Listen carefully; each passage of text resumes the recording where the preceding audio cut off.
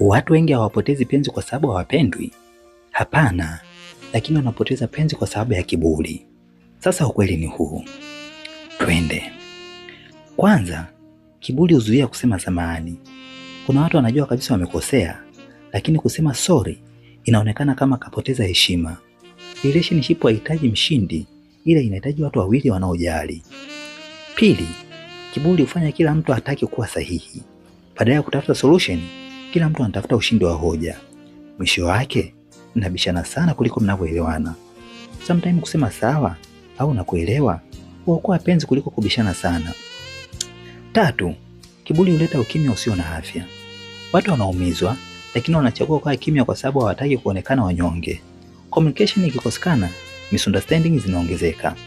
Love inahitaji mawasiliano ya kweli. 4, kiburi huwa nafasi ya kurekebisha mambo. Kila mtu akisema kwamba mimi siwezi kuanza, mwisho wake wote wanapoteza.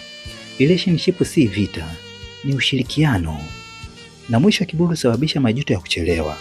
Baada ya kupoteza mtu mzuri, ndipo mtu anatambua kwamba kiburi hakikuwa na thamani yoyote ile. Kumbuka, kushusha kiburi kidogo hakupunguzi thamani yako, lakini kunakuwa kitu chenye thamani zaidi. Protect your love, not your ego.